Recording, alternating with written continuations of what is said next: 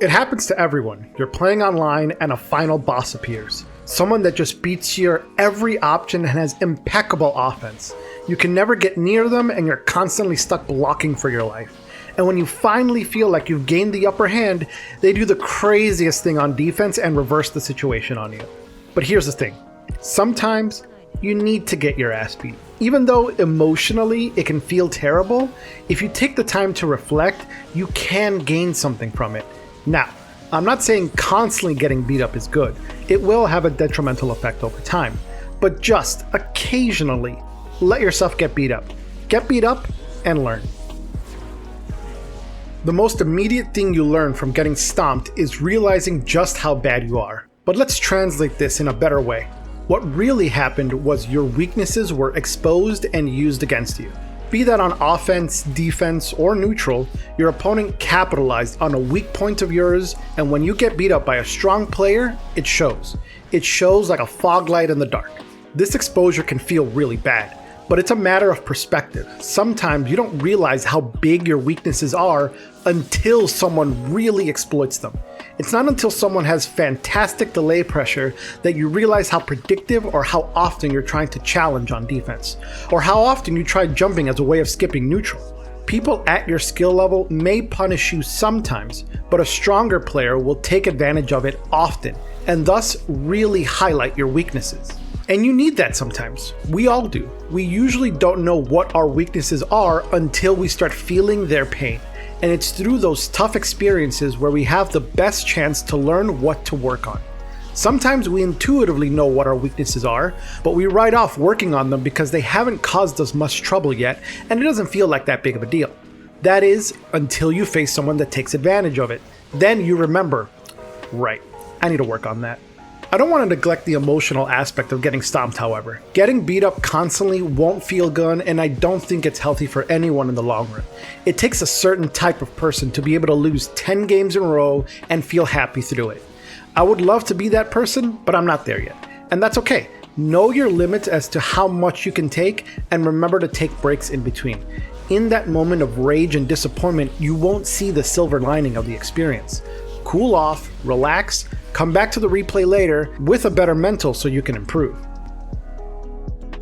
Fighting games tend to bring your ego up. They can puff you up and make you think greatly of yourself. But when you face a much better opponent than you, who just bursts your bubble, sometimes great things can happen. You can be humbled. What you thought you knew, how you think something worked, how flawless you thought that block string was, all of that can change from fighting a better opponent. The peak of the mountain you thought you climbed, turns out there's another much larger mound on the other side. And that's not necessarily a bad thing. As you reach greater heights, gain more experience, your understanding of what is possible, of what works and doesn't work, expands. You see that the landscape is much bigger than you thought, and as a result, that can open your eyes. It can be liberating in a way because you realize that there's much more to learn, and that, in and of itself, can be exciting. Not everyone will feel this way after losing to a better opponent, and it's usually because of our mindset. Our mind tends to lean in on the negative, making external excuses for why we feel how we feel. But some people don't have that immediate reaction. They can internalize the issue, accept their fault, and begin to look past it. Instead of looking at the dirt at their feet, they can look ahead towards the open road. That's something to aspire to. Become the person that can look ahead, see the opportunity, rather than the person sinking further into the quicksand. Once you can start seeing the forest from the trees, there's something you can do with all of those emotions within you. You can use them as fuel to motivate yourself to become better. Be them positive or negative emotions, if there's one thing emotions are absolutely good at, it's motivating you to act. Sometimes they motivate us in the wrong way. Tilt is motivating you to chuck that controller across the room. Disappointment motivates you to just quit out of the game. Anxiety makes you not even boot up the game. Regardless of the emotion, they fuel your actions. But you can direct that fire too. Have you ever lost to some move and thought to yourself, is that move plus? And in your anger, you look it up and it turns out it's negative, and that's when you realize, damn it, I should have been punishing it this whole time. That's exactly what I'm talking about. That frustration you felt in that moment fueled your action to look it up and figure things out. If there's a matchup you're constantly losing to or confused by, Use that negative emotion to push you towards improvement. If you hate losing to it, then do the things that will help you to stop losing to it.